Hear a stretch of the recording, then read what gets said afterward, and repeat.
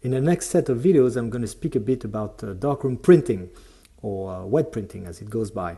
But first I want to spend a bit of time speaking about this piece of gear, which is an enlarger timer. Actually, it's not a really good name for it because it is just a timer, really. We don't really need an enlarger to do photographic printing, but we will see that in another video. So what does this timer do? Actually, it just sets the time during which a light bulb is switched on. So for instance, we can set it to 3 seconds. So 1 times 3 is 3 seconds. 10 times 3 is 30 seconds. Let's try it for 3 seconds. And it works. All right, as I mentioned it already, we don't really need an enlarger to do photographic printing. We can just do contact printing.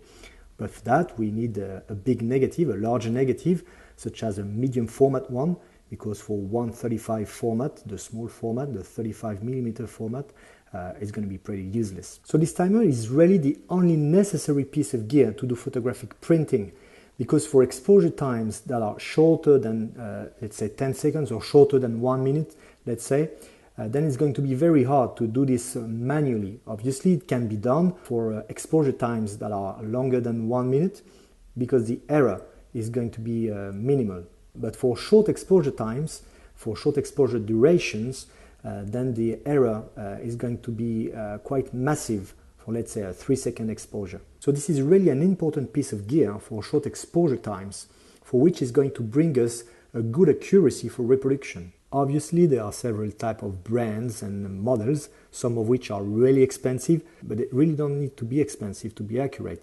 This one is an electromechanical one, and it's very accurate for what it needs to do.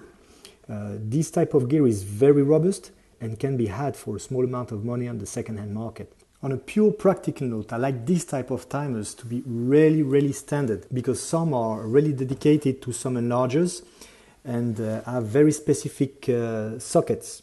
So this one is actually has got a pretty standard socket into which I can plug a very standard plug, like so. Okay, and it is linked to a very standard bulb